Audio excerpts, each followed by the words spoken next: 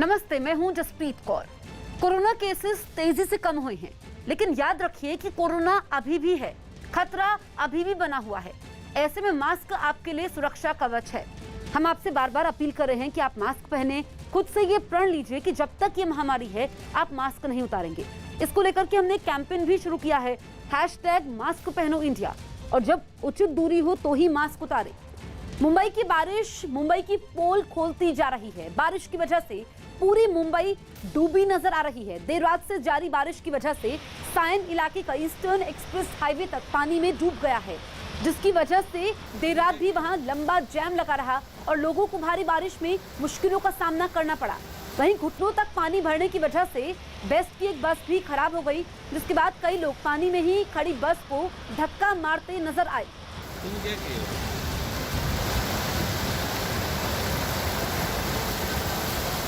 मुंबई में हर साल की तरह इस साल भी बीएमसी के दावे फेल होते दिख रहे हैं।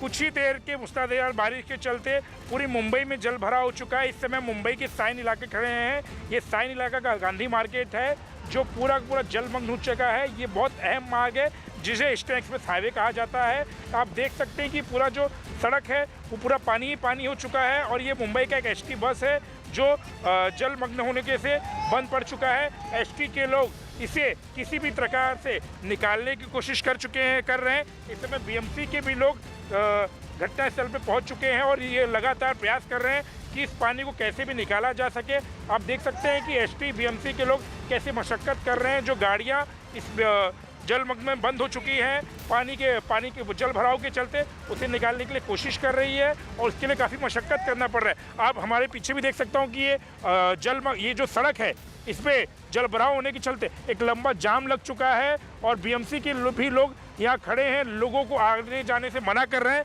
क्योंकि ये जो सड़क है इसमें बहुत बड़ी तादाद में पानी भर चुका है और काफ़ी जगह मैनहोल हैं जो लोगों के लिए खतरा साबित हो सकता है। इसकी वजह से बीएमसी के लोग इस जगह पे खड़े हो चुके हैं और लोगों से को आगे जाने से मना कर रहे हैं। आप देख रहे रहेंगे कि देखिए ये एसटी के लोग हैं जो इस समय इसको बस को बाहर निकालने की कोशिश कर रहे हैं, और ये हाल कुछ ही देर के बारिश के चलते है, और इसी तरह लगातार बारिश चलता रहा तो कल का दिन मुंबई के लोगों के लिए एक मुसीबत का सबब भी बन सकता है। Ramakant Tiwari, news 18 India, Mumbai. वहीं मुंबई का सायन इलाका भी भारी बारिश से पूरी तरह पानी में डूब चुका है। हालात ये हैं कि लोग कमर तक पानी में डूबकर चलने को मजबूर हैं। रात भर से हो रही लगातार बारिश के बाद सायन इलाका पूरी तरह तालाब में तब्दील हो चुका है, जहां पर क्या वाहन और क्या आदमी सभी पानी में डूबकर चलने को मजबूर हैं।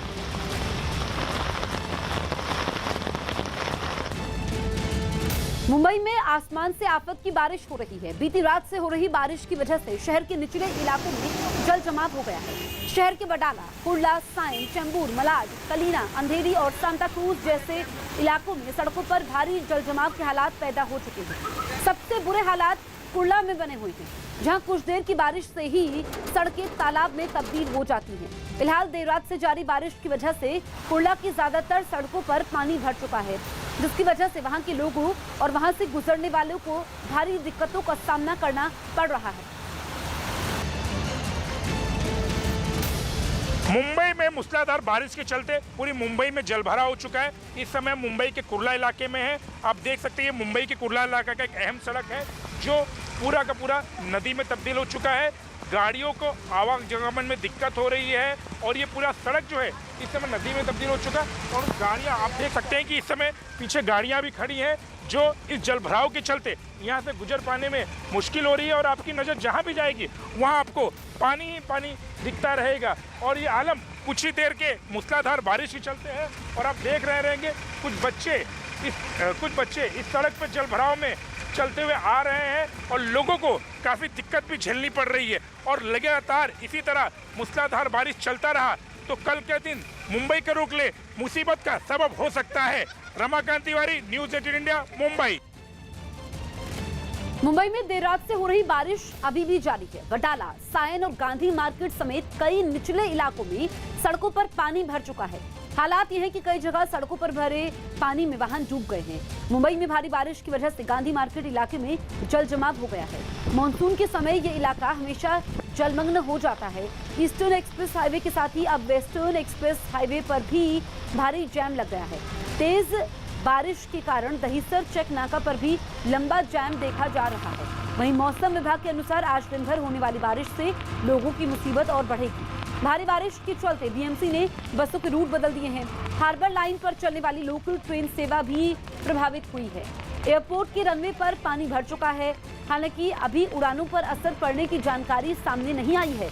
मुंबई के अलावा ठाणे और रायगढ़ के लिए भी मौसम विभाग ने बारिश का रेड अलर्ट जारी किया है।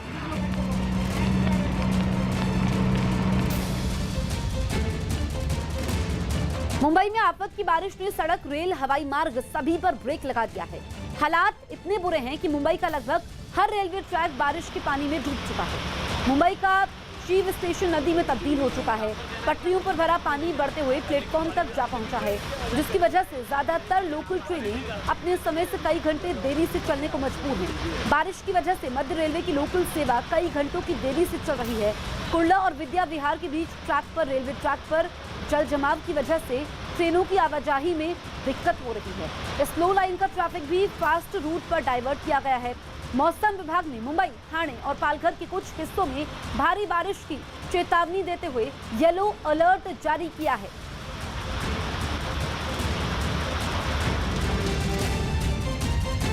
बिहार के कटिहार में अचानक आए तेज बवंडर से लोग दहशत में आ गए।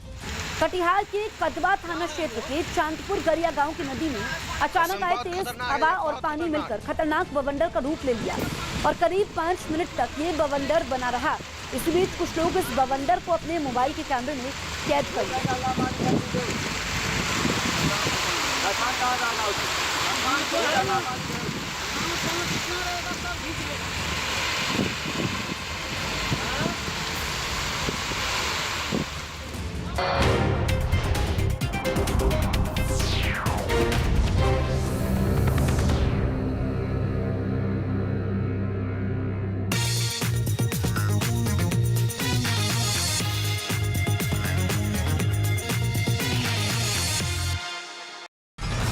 लोगों ने आरएसएस के एजेंट क्या कांग्रेस में प्लांट कर दिए हैं क्या? राहुल गांधी कह रहे हैं। मैं इतना कहूंगा, राहुल गांधी बहुत ही डरपोक नेता है। इनकी जो है ना रूह कांप जाती है जब राहुल गांधी सवाल करते हैं। आप लोगों के भावनाओं से खेल रहे हैं, लोगों की जिंदगियों से खेल रहे हैं। सर हमें किसी को सबूत नहीं देना है कि हम क्या नहीं, मुसलमान होने का गद्दारी का सबूत है। पंचर हो गया, ऐसा नहीं पंचर बनाइए जाइए। चलिए आपके तो गाल पर थप्पड़ मारा, चुप करिए, आगे आगे चलिए। मुताबिक इस मुलाकात में उन्होंने इन दोनों नेताओं से रक्षा मामलों पर चर्चा की है। ऐसे में हम आपसे बार बार अपील कर रहे हैं कि आप मास्क पहने। इसको लेकर के हमने कैंपेन भी शुरू किया है, #मास्क पहनो इंडिया। आप खुद से ये प्रण लीजिए कि जब तक ये महामारी है आप मास्क नहीं उतारेंगे और जब उचित दूरी हो तो ही मास्क उतारें। मुंबई में देर रात से लगातार बारिश हो रही है, जिसकी वजह से सड़कें नदियों में तब्दील हो चुकी है। मुंबई के मीरा रोड पर एक कार बारिश के पानी में तिनके की तरह तैरती नजर आई। ऐसे ही हालात कई और जगह भी हैं। कहीं गाड़ी फंसी तो कहीं रेलवे ट्रैक पर पानी ही पानी नजर आया।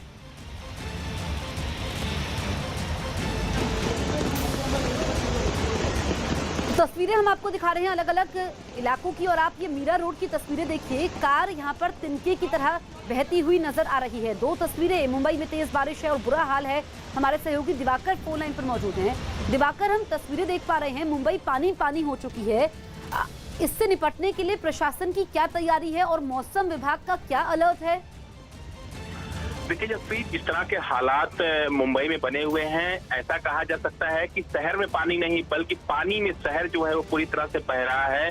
और सबसे अहम चीज ये है कि जो 6-7 घंटों से लगातार तेज बारिश हुई है, उसके चलते सिर्फ सड़कों पर ही ट्रैफिक नहीं बल्कि रेल यातायात, हवाई यातायात पूरी तरह से ठप हो गया है। अगर लोकल रेल की बात करें तो खास तौर पर चाहे वो वेस्टर्न रेलवे हो चाहे सेंट्रल रेलवे हो, ये तमाम ट्रैक्स जो हैं, तमाम जो स्टेशन हैं, वहाँ पर पानी भर गया है, जिसके चलते लोकल ट्रेनें पूरी तरह से ठप हो गई हैं।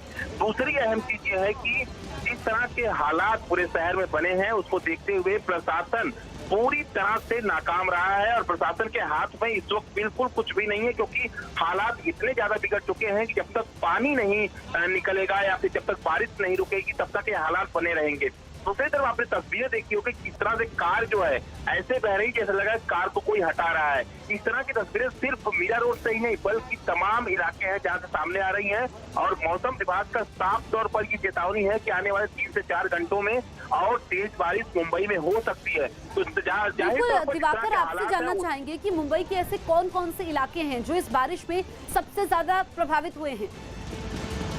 देखिए, अगर मुंबई की बात करें तो लालबाग का इलाका है, परेल का इलाका है, करी रोड का इलाका है। इसके अलावा अगर आप वेस्टर्न मुंबई की तरफ आएंगी तो अंधेरी का इलाका है, मलाड का इलाका है, कांदीवली का इलाका है और कांदीवली में जो पोईसर नदी है वो भी जो है उफान पर है क्योंकि काफी ज्यादा बारिश हुई है। और इसके अलावा अगर मुंबई के आसपास की बात करें तो मीरा रोड का इलाका है या फिर थाने का इलाका है या फिर आप पालघर की तरफ बढ़ेंगी तो वहां पर नायगांव या वसई का इलाका है, वहां पर काफी ज्यादा बारिश हुई है जिसके चलते पूरे इलाके में सड़कें पूरी तरह से नदी में तब्दील हो चुकी हैं। ऐसा लग ही नहीं रहा है कि वहां पर सड़कें हैं जहां पर गाड़ियां जो है वो स्पीड से दौड़ती हैं, लेकिन हालात ये हैं कि जहां की कहां गाड़ियां थी वहां फंसी रह गई हैं।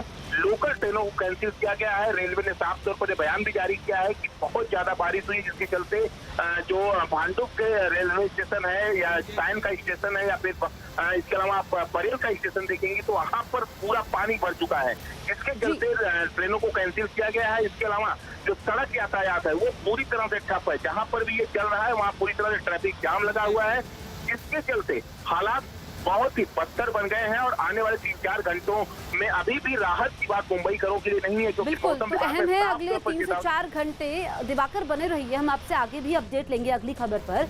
वहीं मुंबई का साइन इलाका भी भारी बारिश से पूरी तरीके से पानी में डूब चुका है।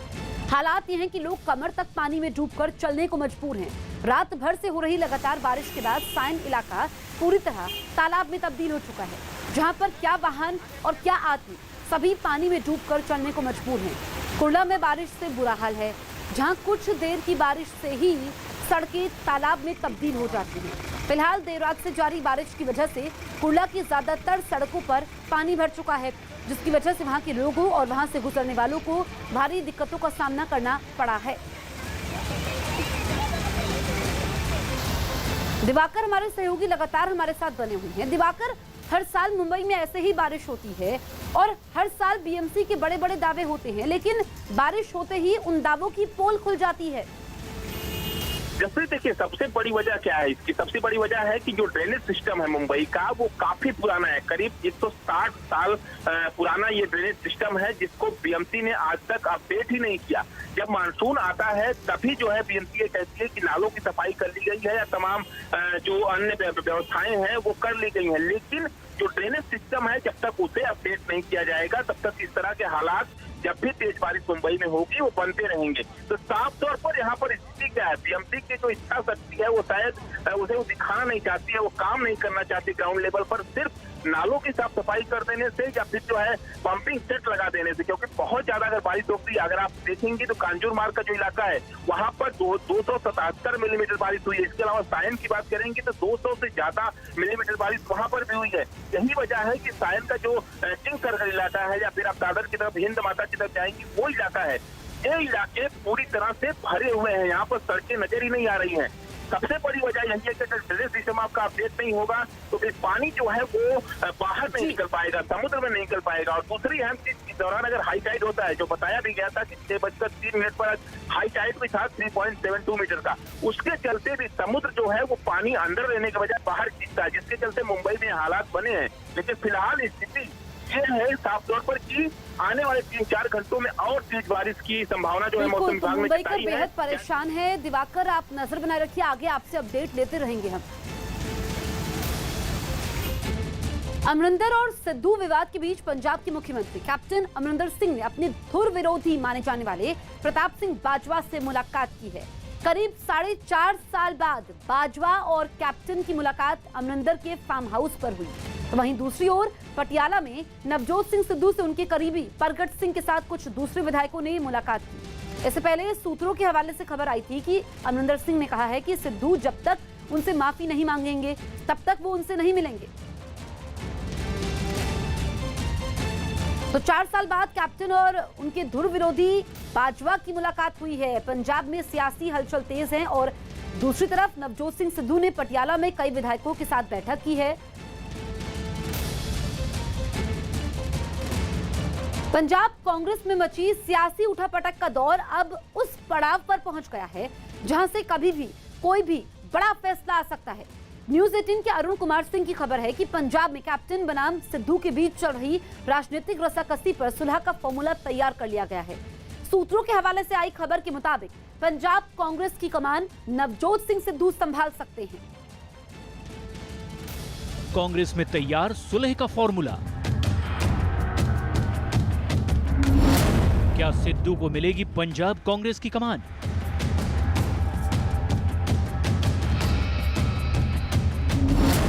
क्या है कांग्रेस आलाकमान का नया फरमान? पंजाब की सियासत में आने वाले कुछ घंटे बेहद अहम साबित हो सकते हैं। न्यूज 18 के अरुण कुमार सिंह की खबर के मुताबिक कैप्टन बनाम सिद्धू को लेकर छिड़ी तकरार पर विराम लगाने के लिए सियासी फॉर्मूला तैयार कर लिया गया है। सूत्रों के हवाले से खबर है कि पंजाब प्रभारी हरीश रावत ने नवजोत सिंह सिद्धू को पंजाब कांग्रेस का अध्यक्ष बनाए जाने की जानकारी दे दी है। हरीश रावत ने कैप्टन अमरिंदर सिंह को बताया है कि सिद्धू को पंजाब कांग्रेस की कमान सौंपे जाने का फैसला पार्टी का फैसला है। खबर ये भी है कि पंजाब में कांग्रेस का अध्यक्ष नियुक्त किए जाने के साथ ही कैप्टन की पसंद के 3 या 4 कार्यकारी अध्यक्ष भी नियुक्त किए जाएंगे।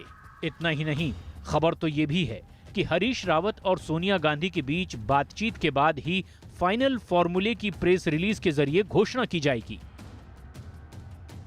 इस बीच न्यूज 18 के नीरज कुमार के हवाले से भी बड़ी खबर आ रही है। खबर है कि हरीश रावत के साथ हुई बातचीत के दौरान कैप्टन अमरिंदर सिंह ने सिद्धू को अपनी नाराजगी जाहिर करते हुए 3 बेहद साफ संदेश दिए हैं। मुलाकात के दौरान कैप्टन अमरिंदर सिंह ने कहा कि वो नवजोत सिंह सिद्धू से तब तक नहीं मिलेंगे जब तक सिद्धू अपने आपत्तिजनक ट्वीट को लेकर सार्वजनिक तौर पर माफी नहीं मांगते। नवजोत सिंह सिद्धू की नियुक्ति का फैसला कांग्रेस आलाकमान का होना चाहिए। मैंने अपनी चिंताओं से अवगत करा दिया है। जो भी आपका फैसला होगा स्वीकार होगा। सिद्धू की नियुक्ति पर सवाल उठाते हुए कैप्टन ने कहा कि जिस तरह सिद्धू की नियुक्ति की जा रही है वो तरीका गलत है। पहले विश्वास में लिया जा सकता था। पंजाब को लेकर जो कमेटी थी, आपकी बहुत बड़ी भूमिका थी। अभी तक घोषणा नहीं हुई है। हरीश रावत ने भी मुलाकात कर लिया कैप्टन साहब से चंडीगढ़ में। तो क्या उम्मीद है पंजाब का मामला कब तक सुलझ पाएगा? जल्द से जल्द सुलझेगा। हमारे को जो काम सौंपा गया था, कमेटी की रिपोर्ट हमने दी है। उसी आधार पर चर्चा करके उसमें से कौन सा बेहतरीन निष्कर्ष होता है या किस ढंग से उसको सुलझा सकते हैं, वो हम कांग्रेस प्रेसिडेंट के ऊपर छोड़े हैं। कांग्रेस प्रेसिडेंट जी और राहुल गांधी जी उसके ऊपर निर्णय जल्द से जल्द लेंगे और वो समस्या का हल होगा। इस खबर से ठीक पहले पंजाब प्रभारी हरीश रावत ने कैप्टन अमरिंदर सिंह के साथ एक अहम मुलाकात की। इस बैठक में जो सार निकलकर सामने आया उसे हरीश रावत ने पूरे 2 बार बयान जारी कर लोगों से साझा किया। सबसे पहले वो ट्वीट देखिए, जो ट्वीट हरीश रावत ने चंडीगढ़ से दिल्ली पहुंचकर किया। मैं कैप्टन अमरिंदर जी से मिलकर अभी दिल्ली लौटा हूं। मुझे प्रसन्नता है कि बहुत सारी बातें जो बाहर चर्चा में हैं वो बिल्कुल निर्मूल साबित हुई हैं और कैप्टन साहब ने फिर से अपने उस महत्वपूर्ण बयान को दोहराया है जिसमें उन्होंने कहा है कि माननीय कांग्रेस अध्यक्ष पंजाब के विषय में अध्यक्ष के पद को लेकर जो भी निर्णय करेंगी वो निर्णय मुझे स्वीकार्य होगा। मैं उसका आदर करूंगा। और अब आपको हरीश रावत का वो बयान भी सुनाते हैं जिसमें अमरिंदर सिंह ने चंडीगढ़ में मुलाकात के बाद कहा था कि कैप्टन कांग्रेस आलाकमान का हर फैसला मानने को तैयार हैं। कैप्टन अमरिंदर सिंह जी ने जो पहले एक महान बयान दिया था जिसमें उन्होंने कहा था whatever decision will be taken by the Congress President, by the CP, that will be honored by me. I will abide by that. So he reiterated that statement today also. राजनीति में पर्देदारी ज्यादा वक्त की नहीं होती। इस बात को अमल में लाते हुए कैप्टन अमरिंदर सिंह ने भी हरीश रावत के साथ हुई मुलाकात की कहानी को अपने शब्दों में बयां किया। उन्होंने ट्वीट करते हुए कहा, हरीश रावत के साथ हुई मुलाकात सफल रही। कांग्रेस अध्यक्ष का कोई भी फैसला सभी को मान्य होगा। कुछ मुद्दे रखे हैं जिन्हें कांग्रेस अध्यक्ष के सामने रखे जाने का भरोसा दिया गया है। पंजाब की सियासत में रविवार का दिन जहां हरीश रावत और कैप्टन अमरिंदर सिंह के बीच हुई मुलाकात की वजह से सुर्खियों में रहा, वहीं एक और तस्वीर ने पंजाब की राजनीतिक हलचल को और तेज कर दिया।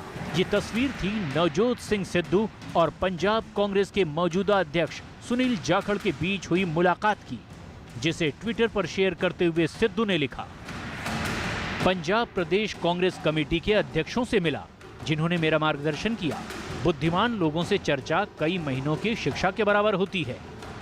इतना ही नहीं, पंजाब कांग्रेस में बागी तेवर अपनाने वाले नवजोत सिंह सिद्धू ने 3 पूर्व अध्यक्षों से भी मुलाकात की, जिसके बाद एक बार फिर पंजाब की सियासत में कयासों और किस्सों का दौर शुरू हो गया।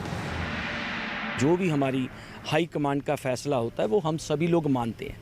जो मैंने बात कही थी कि खुशी की खबर आने वाली है, ये फैक्ट है कि जो 1-1.5 महीने से जो हमारे लीडर्स में कुछ मन मुटाव चल रहा था, वो हरीश रावत जी ने उसको भी दूर किया एंड जो हमारी हाई कमांड है उसने भी दूर किया। पहली बात तो कोई क्राइसिस या गड़बड़ नहीं होती, सबके अपने विचार होते हैं, जिन विचारों को सुनने के लिए हमारे पास हर राज्य का एक प्रभारी होता है AICC की तरफ से, महासचिव सबकी बात सुनते हैं और उसके बाद किसी निष्कर्ष पर सबको साथ लेकर पहुँचते हैं। जब वह सही वक्त पे सही निर्णय जो लिया जाएगा वो आपसे महासचिव साझा करेंगे। देखिए, हमारी पार्टी की प्रथा है, हम लोग 70 साल से कांग्रेस में हैं। 40 साल मेरे को काम करते हुए, 30 साल मेरे फादर थे। हमने अपनी बात रखनी होती है पार्टी के फोरम के ऊपर। जो पार्टी फैसला करे, हम कांग्रेस के वर्कर हैं, उसको हम मानते हैं। जाहिर है पंजाब कांग्रेस में सियासत का ये घटनाक्रम उस मोड़ पर आ चुका है जहां से कभी भी कुछ भी नया सुनने को मिल सकता है। सोमवार से शुरू हो रहे संसद के मॉनसून सत्र से पहले मोदी सरकार ने आज सभी दलों की बैठक बुलाई है, जिसके बाद एनडीए की भी बैठक होगी। इन दोनों ही बैठकों में पीएम नरेंद्र मोदी शामिल होंगे। सभी दलों की बैठक सुबह 11 बजे होगी। इसके बाद एनडीए की बैठक होगी जो दोपहर बाद 3 बजे बुलाई गई है। पीएम मोदी इस बैठक में ही रहेंगे। बैठक में मॉनसून सत्र पर चर्चा की जाएगी। मॉनसून सत्र 13 अगस्त तक चलेगा।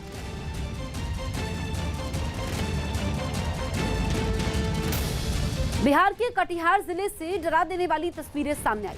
वहां एक ताकतवर बवंडर ने मखाने के कई खेतों में जमकर तबाही मचाई। इस बवंडर को वहां मौजूद कुछ लोगों ने अपने मोबाइल में रिकॉर्ड कर लिया, जिसमें दिखा कि चांदपुर गरिया गांव में आए इस बवंडर ने कुछ ही मिनटों में वहां सब कुछ तहस नहस कर दिया, जिसे देखकर वहां मौजूद लोग भी खौफ से भर गए। कसम बहुत खतरनाक है, ये बहुत खतरनाक। मखाने के खेतों में उठे इस बवंडर ने कुछ ही देर में एक बड़े हिस्से को अपनी गिरफ्त में ले लिया, जबकि आसपास मौजूद पेड़ पौधे भी इससे नहीं बच पाए। बवंडर की वजह से सब कुछ तिनके की तरह हवा में उड़ता दिखाई दिया। इधर आ रहा है, भागिए, इधर आ रहा है, कसम से। बताया गया कि ये बवंडर करीब 5 मिनट तक उस इलाके में रहा और इस बीच जो भी चीज इसकी जद में आई वो सब बर्बाद हो गई। इस ताकतवर बवंडर से किसानों को भारी नुकसान पहुंचने की खबर है। हालांकि गनीमत रही कि इसकी वजह से किसी की जान नहीं गई। बीजेपी अध्यक्ष जेपी नड्डा ने राष्ट्रीय पदाधिकारियों और पार्टी के प्रदेश अध्यक्षों के साथ वीडियो कॉन्फ्रेंसिंग के जरिए बैठक की, जिसमें उन्होंने आगामी चुनाव के लिए जीत का मंत्र दिया। उन्होंने पार्टी के प्रदेश अध्यक्षों के साथ ही पदाधिकारियों को निर्देश दिए कि वो केंद्र सरकार की योजनाओं और राज्य सरकारों को कामों को घर घर तक पहुंचाए। उन्होंने पार्टी कार्यकर्ताओं को जनता के बीच रहने और उनकी मदद करने की सलाह भी दी।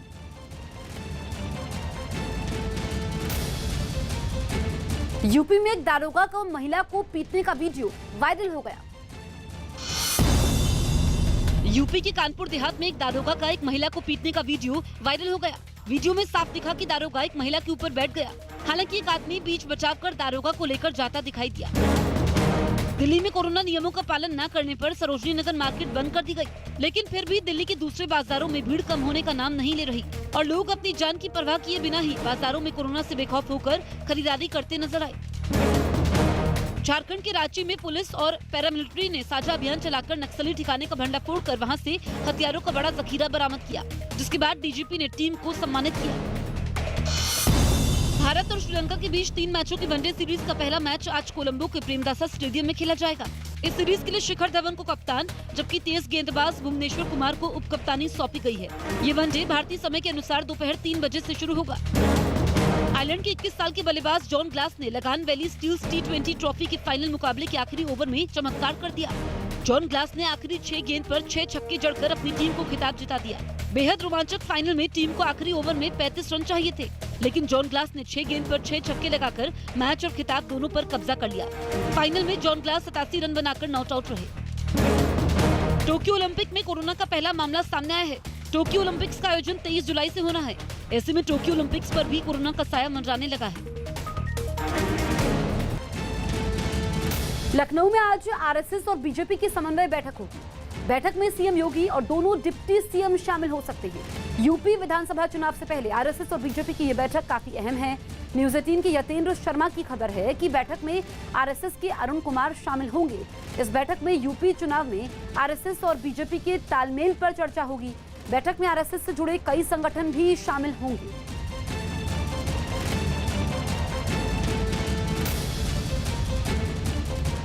चुनाव करीब आते ही यूपी की राजनीति करवट लेने लगी है। प्रदेश में सियासी जमीन की तलाश में जुटी कांग्रेस एक भी मौका हाथ से जाने नहीं दे रही। प्रियंका गांधी आज लाव लश्कर के साथ लखीमपुर खीरी कल वो लखीमपुर खीरी पहुंची और दोनों महिलाओं से मुलाकात की, जिनके साथ ही ब्लॉक प्रमुख चुनाव के समय बदतमीजी हुई थी। मौका देखते हुए प्रियंका गांधी ने महिला कार्ड के पास से फेंक दिए, साथ ही प्रदेश की योगी सरकार पर भी निशाना साधा।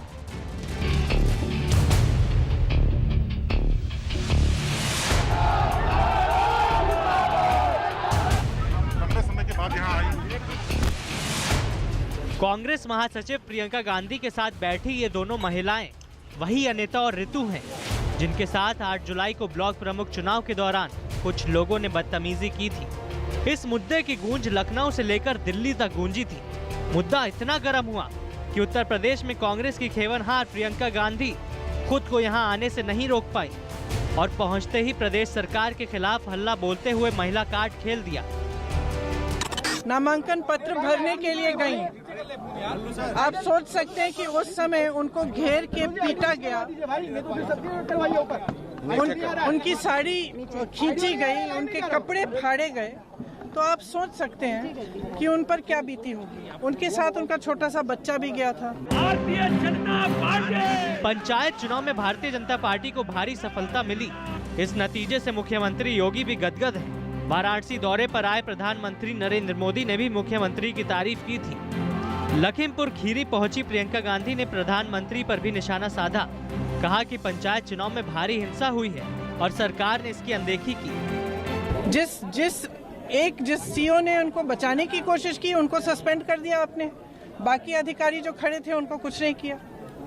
प्रशासन मौन है और ये भी नहीं किया कि जैसे छोटी भी चीज होती है चुनाव में इस तरह की, तो चुनाव रद्द कर दिया जाता है, दोबारा से चुनाव होता है। तो चुनाव दोबारा से क्यों नहीं हुआ है? यहाँ क्यों नहीं हुआ है? क्या इनको अधिकार नहीं है चुनाव लड़ने का? 8 जुलाई को ब्लॉक प्रमुख के चुनाव में ऋतु पर्चा भरने जा रही थी। अनिता उनकी प्रस्तावक थी, लेकिन पर्चा भरने से पहले ही कुछ लोगों ने दोनों महिलाओं पर हमला कर दिया। ऋतु चुनाव नहीं लड़ पाई और बीजेपी उम्मीदवार निर्विरोध चुनाव जीत गए। आने वाले दिनों में प्रियंका गांधी का ये दौरा कितना रंग लाएगा ये तो कोई नहीं जानता, लेकिन इस दौरे ने स्थानीय कांग्रेस कार्यकर्ताओं की उम्मीदों को जिंदा कर दिया है। साथ ही पीड़ित पक्ष की भी इंसाफ की आस जगी है। आपसे क्या हुआ था? प्रियंका जी से क्या बात हुई? मुझे सहानुभूति है कि हाँ आपको न्याय मिलेगा, आप घबराओ मत। आप कार्रवाई चाहती थी, मुकदमा लिखा गया था? जी लिखा गया था। पूरा आश्वासन दिया है, न्याय दिलाने की पूरी आशा की है और मुझे आशा है कि मुझे न्याय मिलेगा। जब ये तस्वीरें सामने आई थी तब प्रदेश सरकार और बीजेपी ने समाजवादी पार्टी का अंदरूनी कलह बताया था। फिर भी प्रशासन ने सख्त रुख अपनाते हुए इलाके के 2 पुलिस अधिकारियों को सस्पेंड कर दिया था। अब जब प्रियंका गांधी गांव पहुंची तो बीजेपी ने जवाब देने में वक्त नहीं लगाया। सारे पर्यटन जहाँ पे हैं वहाँ घूमिए। आपको पूरी तरीके से सुरक्षा भी मिली हुई है। उत्तर प्रदेश पूरी तरीके से सुरक्षित है। महिलाओं के सम्मान में काम कर रहे हैं हम लोग, इसलिए आपको पूरी सुरक्षा भी मिलेगी। इसलिए सुरक्षा पर प्रश्न मत उठाया कीजिए, क्योंकि यही हमारी सुरक्षा एजेंसियां आपको और आपके परिवार को और सभी लोगों को प्रदेश के सुरक्षा प्रदान कर रही हैं। लखीमपुर खीरी जाने से पहले प्रियंका गांधी ने शुक्रवार को लखनऊ के हजरतगंज में महात्मा गांधी की प्रतिमा के नीचे 2 घंटे मौन धरना दिया था। अब लखनऊ पुलिस ने इस मामले में मुकदमा दर्ज कर लिया। आरोप है कि परमिशन केवल 10 मिनट की ली गई थी। मुकदमे में प्रियंका गांधी का नाम नहीं है, लेकिन पुलिस ने प्रियंका के अलावा किसी को छोड़ा भी नहीं। प्रियंका गांधी के मुताबिक आवाज उठाने पर उनके कार्यकर्ताओं को गिरफ्तार किया जा रहा है। आपने देखा है कि पिछले 1.5 सालों में सबसे बुलंद राजनीतिक पार्टी में सबसे बुलंद जो आवाज उठी है हमारी पार्टी की। हमारे कार्यकर्ता गिरफ्तार हुए हैं, बाकी पार्टियों ने इतना बोला नहीं है। कांग्रेस उत्तर प्रदेश में लगातार सियासी जंग हारती जा रही है। लोकसभा और विधानसभा चुनाव के बाद स्थानीय चुनाव में भी पार्टी की हालत बद से बदतर हुई है। यही वजह है कि एक लंबे समय बाद प्रियंका के प्रदेश आने पर कार्यकर्ताओं में खासा उत्साह देखने को मिला। आप तस्वीरें देख सकते हैं कि यहाँ भीड़ बहुत है, मीडिया का भी जमावड़ा लगा हुआ है। कांग्रेस पार्टी के कार्यकर्ता जो हैं वो भी आपको यहाँ पर दिखाई देंगे। गेट पर कांग्रेस पार्टी जिंदाबाद के नारे लगाए जा रहे हैं। प्रियंका गांधी की गाड़ी यहाँ पर मौजूद है।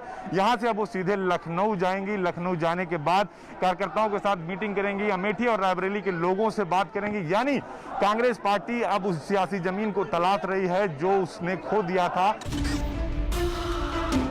कानून व्यवस्था का मुद्दा उठाते हुए प्रियंका गांधी ने महिला कार्ड खेला है, लेकिन हाल के चुनाव के नतीजों को देखते हुए यही लगता है कि कांग्रेस को अभी लंबा सफर तय करना है। फिलहाल बागडोर प्रियंका गांधी के हाथ में है और कार्यकर्ताओं को भी इनके अलावा किसी से आस नहीं।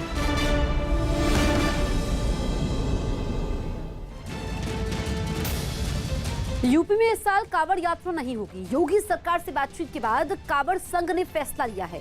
इससे पहले सुप्रीम कोर्ट ने यूपी सरकार को कांवड़ यात्रा करवाने के फैसले पर पुनर्विचार करने को कहा था, जिसके बाद मुख्यमंत्री के निर्देश पर अपर मुख्य सचिव गृह अवनीश अवस्थी और यूपी के डीजीपी मुकुल गोयल ने कांवड़ संघ से बात की। बातचीत के बाद कोरोना की वजह से इस साल कांवड़ यात्रा को नहीं करवाने का फैसला लिया गया।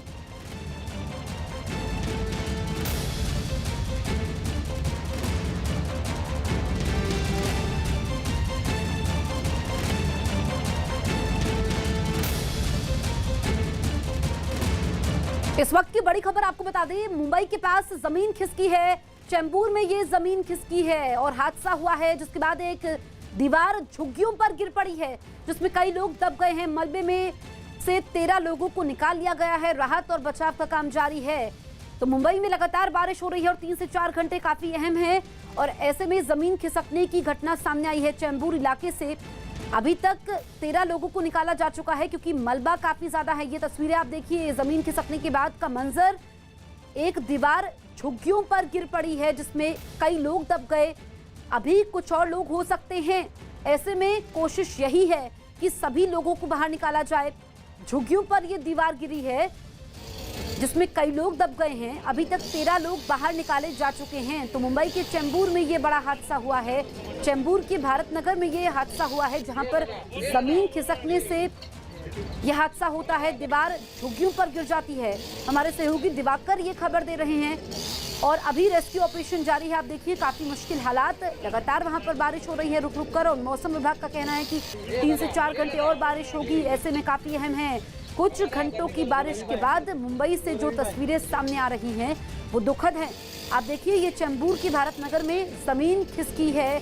दिवाकर हमारे सहयोगी फोन लाइन पर मौजूद हैं। दिवाकर, ताजा स्थिति क्या है? कितने लोग अभी और फंसे हो सकते हैं?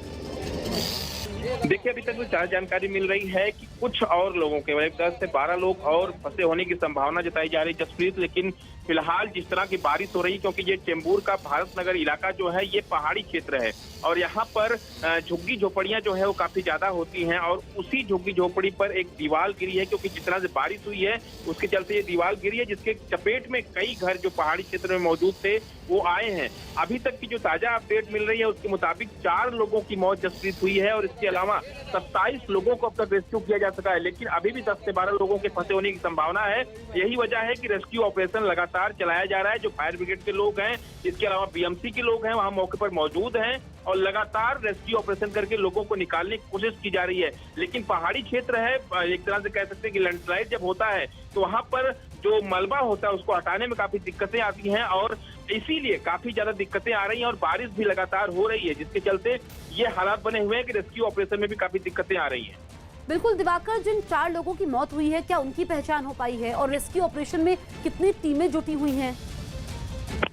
देखिए जसप्रीत, अभी तक कोई पहचान नहीं हो पाई है क्योंकि लगातार अभी रेस्क्यू ऑपरेशन जो है वो चलाया जा रहा है। मुंबई पुलिस के जो आला अधिकारी हैं उनसे जो जानकारी मिल पा रही है उसके मुताबिक 4 लोगों की मौत अभी ऑफिशियल तौर पर डिक्लेयर हुई है, लेकिन उनकी पहचान नहीं हो पा रही कौन लोग हैं वो। लेकिन फिलहाल लगातार रेस्क्यू ऑपरेशन, क्योंकि जो लोग फंसे हुए हैं, जिनके 10 से 12 लोगों के फंसे होने की संभावना जो जताई जा रही है, उनको निकालने की प्रक्रिया सबसे पहले पुलिस और फायर ब्रिगेड के लोग और इसके अलावा जो बीएमसी के लोग हैं वो कर रहे हैं ताकि उनको निकाला जाए और फिर जो लोग फंसे हुए उनकी जान को बचाया जाए। सबसे बड़ी प्राथमिकता यही है, लेकिन बारिश जो हो रही है तेज लगातार, इसलिए रेस्क्यू ऑपरेशन में भी काफी दिक्कतें आ रही है।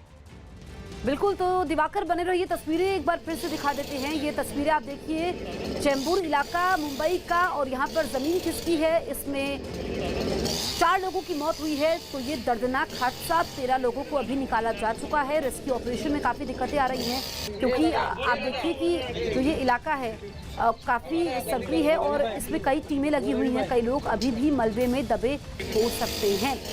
दिवाकर, तो लगातार जो मुंबई में बारिश हो रही है उसकी वजह से ही यह हादसा हुआ है। अभी और क्या जानकारी मिल रही है रेस्क्यू ऑपरेशन से जुड़ी हुई? देखिए जसप्रीत, जो इलाका है वो काफी सकरा है और क्योंकि ये झुग्गी झोपड़ी का इलाका है, भारत नगर का इलाका चेंबूर में जो है, और यहाँ पर सबसे बड़ी बात है कि जगह की कमी है। जगह की कमी के चलते रेस्क्यू ऑपरेशन करने में काफी दिक्कतें आ रही है। और जब लैंडस्लाइड होता है तो जो पहाड़ का हिस्सा है वो नीचे की तरफ आता है, और उसी के दौरान क्योंकि जब लैंडस्लाइड हुआ तो जो दीवार थी उसकी बुनियाद हिल गई और बुनियाद हिलने के चलते दीवार जो है वो तमाम घरों पर गिर गई। जिसके बाद जो है जो उस घर में सो रहे थे लोग, क्योंकि काफी ज्यादा बारिश हो रही थी, सुबह का वक्त था, तो ऐसे में अचानक से जब दीवार उनके ऊपर गिरी तो उसमें तमाम जो लोग जो घरों में सो रहे थे वो उसमें फंस गए। अब उन्हें निकालने की प्रक्रिया लगातार फायर ब्रिगेड की तरफ से की जा रही है, लेकिन इसमें 4 लोगों की मौत हो गई है जो आधिकारिक तौर पर आंकड़ा सामने आ रहा है। नजर बनाए रखिए, आगे हम आपसे अपडेट लेंगे।